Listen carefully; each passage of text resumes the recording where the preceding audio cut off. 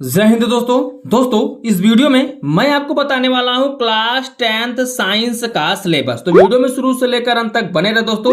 यदि आप चाहते हैं आपका रिजल्ट 90% प्लस बने तो इस चैनल को सब्सक्राइब करके इस चैनल से जुड़ जाइए, क्योंकि इस चैनल पर आपके बोर्ड एग्जाम की बेहतर तैयारी कराई जाती है दोस्तों। सभी सब्जेक्टों की आप घर बैठे अच्छे से तैयारी कर सकते हैं। बोर्ड एग्जाम में जो क्वेश्चन पूछे जाते हैं, जिनके पूछे जाने की संभावना होती है, और जो इस साल बोर्ड एग्जाम के लिए मोस्ट इंपॉर्टेंट क्वेश्चन है, वो सब आपकी तैयारी कराई जाएगी, जिससे आसानी से आप 90% प्लस रिजल्ट ला सकते हैं। देखिए, बहुत सारे बच्चे ये होते हैं, बहुत कंफ्यूजन में होते हैं कि इतना बड़ा सिलेबस है, मैं इसमें क्या क्या पढ़ लूं कि एग्जाम में फंसी जाए।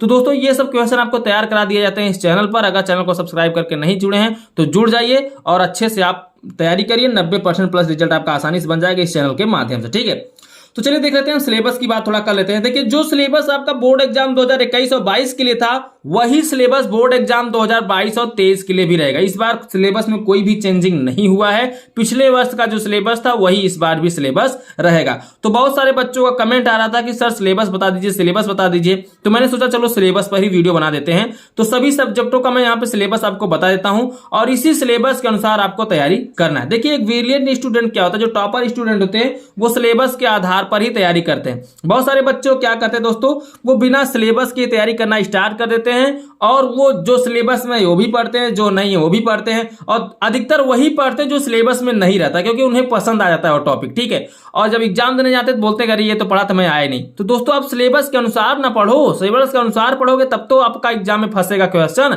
तो चलो मैं बता देता हूं आपको पढ़ना क्या क्या और नहीं क्या क्या पढ़ना है। ठीक है, तो सबसे पहले हम समझेंगे आपको क्या क्या नहीं पढ़ना है। देखिए, धातु एवं अधातु के अंतर्गत आपको क्या क्या नहीं पढ़ना है। तो धातु तथा अधातुओं के गुणधर्म आपको नहीं पढ़ने।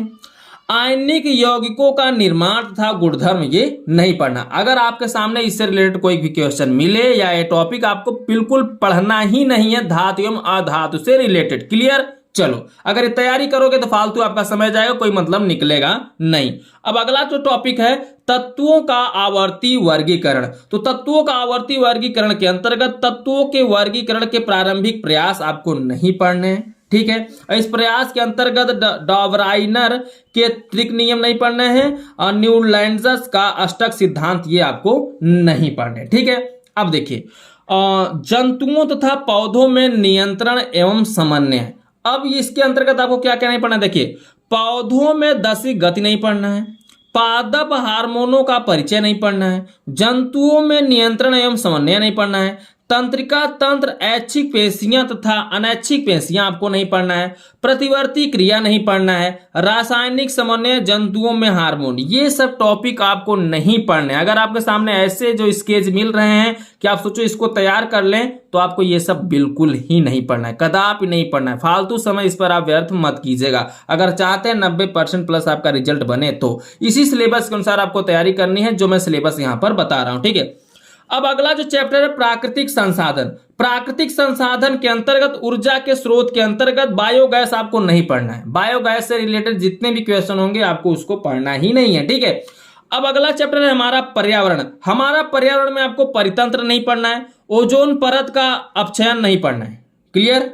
चलिए, अपवर्तन चैप्टर के अंतर्गत, अपवर्तन टॉपिक के अंतर्गत आपको आवर्धन, लेंस की क्षमता ये नहीं पढ़ना है, प्रकाश का प्रकीर्णन नहीं पढ़ना है, दैनिक जीवन में इनका अनुप्रयोग क्या ये भी आपको नहीं पढ़ना है। अब हम देखेंगे विद्युत का प्रभाव। विद्युत का प्रभाव हमारे दैनिक जीवन में ये नहीं पढ़ना है। देखिए, दैनिक जीवन में उपयोग नहीं पढ़ना है विद्युत प्रभाव का, दैनिक जीवन में इसका क्या उपयोग है ये भी नहीं पढ़ना है। ठीक है, क्लियर? समझ में आ गया? चलो आगे देखो, विद्युत धारा का चुंबकीय प्रभाव चैप्टर के अंतर्गत आपको दिष्ट धारा की तुलना में प्रवृत्ति धारा से लाभ क्या होता है ये नहीं पढ़ना है। घरेलू विद्युत परिपथ से रिलेटेड जितने भी टॉपिक हैं, जितने भी क्वेश्चन, ये आपको बिल्कुल नहीं पढ़ना। तो अभी हमने बात किया कि आपको पढ़ना क्या क्या नहीं है और आपके सिलेबस से क्या क्या हटा दिया गया है। तो जितना मैंने अभी बात किया ये सब सिलेबस आपके कह लीजिए ये सब टॉपिक आपके सिलेबस से हटा दिया गया है। अब बचा क्या क्या और कितने कितने नंबर का पूछा जाएगा, जो बचा है टॉपिक उस पर हम बात कर लेते हैं और आपको पढ़ना क्या क्या है उसी पर हम बात करने वाले हैं। तो चलिए क्लास 10 साइंस के सिलेबस के बारे में समझते हैं। देखिए, इकाई नंबर 1 है रासायनिक पदार्थ में प्राकृतिक एवं प्रकृति एवं व्यवहार। ठीक है, क्या है? प्रकृति एवं व्यवहार, जो 20 अंक का टोटल पूछा जाएगा। और दूसरा है जैव जगत। जैव जगत से भी 20 अंक का प्रश्न पूछा जाएगा। अपवर्तन से 12 नंबर का प्रश्न आता है, विद्युत धारा चुंबकीय प्रभाव से 13 नंबर का प्रश्न आएगा और प्राकृतिक संसाधन से 5 अंक का प्रश्न पूछेगा। टोटल 70 नंबर का आपका पेपर होता है, आपको पता ही है। और प्रोजेक्ट कार्य के लिए 30 नंबर आपको स्कूल से मिलकर टोटल 100 नंबर का पेपर आपका होता है। तो 30 नंबर तो स्कूल से है, 30 नंबर का 30 तो बच्चे अधिकतर स्कूल से पाए जाते हैं। हमें तैयारी करनी है 70 की। तो 70 की तैयारी करने के लिए हमें क्या क्या करना होगा मैं आगे बात बताता हूं, ठीक है, बने रहो मेरे साथ। देखो अब 70 अगर नंबर आप चाहते हैं टोटल 70 में 70 पाना, तो आप तैयार क्या करिए, मैंने आपको बताया इकाई 1 के अंतर्गत आपको पढ़ना है रासायनिक पदार्थ में प्रकृति एवं व्यवहार। प्रकृति एवं व्यवहार 20 अंक का आएगा। और प्रकृति एवं व्यवहार में आप क्या क्या पढ़ना है ध्यान दीजिए। रासायनिक अपक्रियाएं आपको पढ़नी है। रासायनिक अपक्रिया में कौन कौन सी अपक्रिया, रासायनिक समीकरण, संतुलित रासायनिक समीकरण। संतुलित रासायनिक समीकरण का तात्पर्य क्या होता है ये पढ़ना है। संतुलित रासायनिक अपक्रियाओं के प्रकार पढ़ना है। संयोजन अपक्रिया पढ़ना है। अपघटन पढ़ना है। अपक्रिया अभिस्थापन अपक्रिया पढ़ना है। द्विविस्थापन अपक्रिया पढ़ना है। अवक्षेपण अपक्रिया पढ़ना है। उदासीनीकरण पढ़ना है। उपचयन तथा अपचयन अपक्रिया, ये सब आपको टॉपिक पढ़ना है रासायनिक अपक्रिया चैप्टर के अंतर्गत, ठीक है। अब आप देखिए अगला जो चैप्टर है अम्ल क्षार तथा लवण। अम्ल क्षार तथा लवण टॉपिक के अंतर्गत आपको क्या पढ़ना है, H+ आयन तथा OH- आयनों के आधार पर अम्ल क्षार तथा लवण की परिभाषाएं आपको तैयार करनी है। सामान्य गुणधर्म पढ़ना है। अम्ल क्षार तथा लवण के उदाहरण तथा उपयोग भी पढ़ना है। पीएच पैमाने की अवधारणा पढ़ लेनी है आपको, ठीक है। अब बोला लव गुणज से संबंधित परिभाषा आवश्यक नहीं, ये सब आपको नहीं पढ़ना है। दैनिक जीवन में पीएच का महत्व क्या ये भी पढ़ना है आपको। सोडियम हाइड्रोक्साइड पढ़ना है। विरंजक चूर्ण पढ़ना है। Baking soda, Dhawan soda, plaster of Paris के निर्माण की विधि तथा उपयोग, ये सब आपको पढ़ना है, ठीक है। क्लियर हो गया। अब धातु एवं अधातु के अंतर्गत मैंने आपको बता दिया क्या नहीं पढ़ना है, बाकी जो बच रहा है वो सब पढ़ना ही है। तो बच क्या रहा है, संक्रियता श्रेणी बच रहा है, धातु कर्म की आधारभूत बच रहा है, इनकी विधियां, संक्षारण तथा उसका निवारण बच रहा है, इसको आपको पढ़ना है, ठीक है। कार्बनिक यौगिक, कार्बनिक यौगिक के अंतर्गत आपको कार्बनिक यौगिकों में सहयोजी आबंध पढ़ना है। कार्बन की सर्वतोमुखी प्रकृति पढ़ना है, ठीक है। समजाति श्रेणी पढ़ना है। प्रकार्यात्मक समूह वाले कार्बनिक यौगिकों, ये सब पढ़ लेना। इसमें halogen, alcohol, ketone, aldehyde, alkane, alkyne, ये सब की नाम पद्धति पढ़ना है। संतृप्त तथा आगे जो है उसको मैं बताता हूं, ठीक है। चलो देख लेते हैं। संतृप्त तथा असंतृप्त हाइड्रोकार्बन में अंतर आपको बताना है।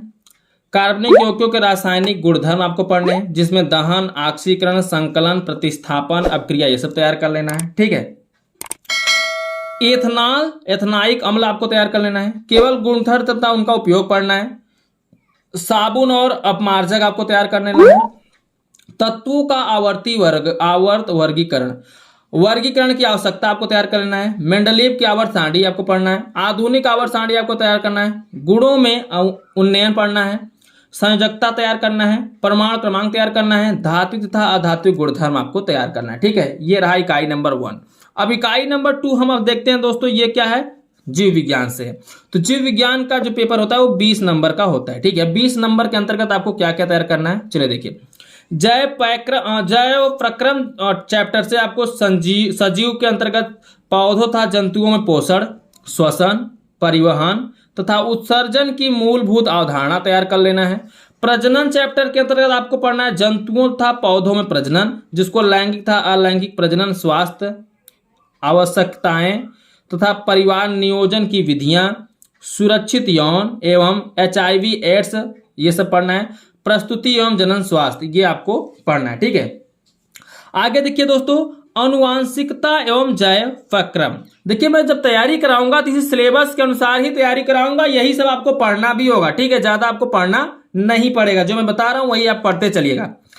अब अनुवंशिकता एवं जैव विकास। अनुवंशिकता मेंडल का योगदान पढ़ना है, इसमें लक्षणों की वंशागत के नियम पढ़ना है, लिंग निर्धारण पढ़ना है और इसका संक्षिप्त परिचय, विकास की मूलभूत संकल्पना पढ़ना है, ठीक है। चलिए क्लियर हो गया।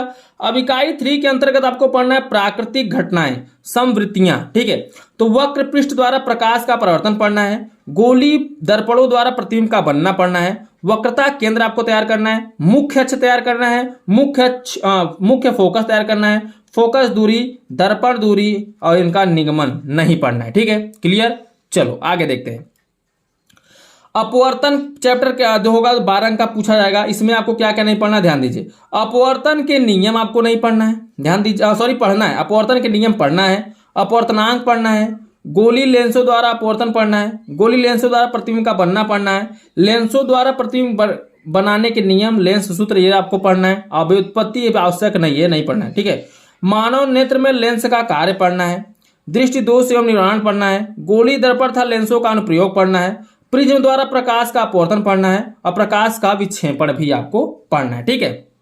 अब देखो इकाई 4 के अंतर्गत विद्युत का प्रभाव पढ़ना है। विद्युत का प्रभाव था विद्युत धारा, विभवांतर था विभवांतर विद्युत धारा, ओम का नियम, प्रतिरोध, प्रतिरोधकता, कारक जिन पर किसी चालक का प्रतिरोध निर्भर करता है ये पढ़ना है, प्रतिरोधों का संयोजन, श्रेणी क्रम संयोजन, समांतर क्रम पढ़ना है, एक विद्युत धारा का ऊष्मीय प्रभाव तथा विद्युत शक्ति पढ़ना है, पीवीआई तथा आर में अंतः संबंध पढ़ना है, ठीक है। अब देखिए 13 अंक का जो पूछा जाएगा प्रश्न वो विद्युत धारा का चुंबकीय प्रभाव, ठीक है। विद्युत धारा का चुंबकीय प्रभाव के अंतर्गत जो क्वेश्चन आएगा मैं आपको समझा देता हूं। बोलेगा चुंबकीय क्षेत्र, क्षेत्र रेखाएं किसी विद्युत धारावाही चालक के कारण चुंबकीय क्षेत्र ये है। परिनलिका में प्रवाहित विद्युत धारा के कारण चुंबकीय क्षेत्र, चुंबकीय क्षेत्र में किसी विद्युत धारावाही चालक का बल, फ्लेमिंग के बाएं हाथ का नियम पढ़ना है, विद्युत मोटर, विद्युत चुंबकीय प्रेरण, विद्युत विभवांतर, प्रेरित विद्युत धारा, फ्लेमिंग के दाएं हाथ के अंगूठे का नियम पढ़ना है, विद्युत जनित्र, दृष्ट धारा, प्रत्यावर्ती धारा, आवृत्ति पढ़ना है, ठीक है। क्लियर हो गया। अब देखिए इकाई 5 है प्राकृतिक संसाधन। तो प्राकृतिक संसाधन में दोस्तों आपको देखिए 5 अंक का क्वेश्चन आएगा यहाँ पे। ऊर्जा के स्रोत के अंतर्गत ऊर्जा के विभिन्न रूप आपको पढ़ना है, ऊर्जा के परंपरागत और गैर परंपरागत स्रोत के बारे में जानना है, जीवाश्म ईंधन पढ़ना है, सौर ऊर्जा पढ़ना है, पवन के बारे में पढ़ना है, जल तथा ज्वरीय ऊर्जा पढ़ना है, नाभिकीय ऊर्जा पढ़ना है, नवकीकरणी पढ़ना है तथा अनवनीकरणी पढ़ना है ऊर्जा के स्रोत की तुलना में, हमारा पर्यावरण के अंतर्गत पर्यावरणीय समस्याएं पढ़ना है, अवशिष्ट उत्पादन पढ़ना है तथा निवारण पढ़ना है, जैव निम्नकरणीय तथा अजैव निम्नकरणीय पदार्थ के बारे में पढ़ना है, ठीक है। प्राकृतिक संसाधनों का प्रतिबंधन के अंतर्गत प्राकृतिक संसाधनों का संरक्षण पढ़ना है तथा उचित उपयोग पढ़ना है, वन तथा वन्य जीव कोयला तथा पेट्रोलियम संरक्षण पढ़ना है, वन प्रबंधन में लोगों की भागीदारी के उदाहरण पढ़ना है, बांध उपयोगिता तथा सीमाएं पढ़ना है, जल संग्रहण पढ़ना है, प्राकृतिक संसाधनों का संपोषण, ये सब टॉपिक आपको पढ़ने हैं। तो टोटल यहां से आपको 70 नंबर आसानी से प्राप्त हो जाएंगे। ये जो टॉपिक मैंने आपको बताया सब मैं तैयार कराऊंगा, टॉपिक वाइज टॉपिक तैयार कराऊंगा और 90% प्लस आपका रिजल्ट मैं बनवा के दिखाऊंगा। अगर इस चैनल के माध्यम से आप पढ़ते हो, चैनल को सब्सक्राइब नहीं किया तो करके जुड़ जाओ। मैं तैयारी कराने का गारंटी लेता हूं, पूरा जितना तैयारी कराऊंगा उतना तैयार करके जाओगे तो 90% प्लस आपका रिजल्ट आसानी से बन जाएगा, ठीक है। बाकी आप खुद समझदारों को करना क्या है क्या नहीं करना है। चलिए हम आपसे मिलते हैं अगले वीडियो में, तब तक के लिए बाय बाय, जय हिंद, जय भारत।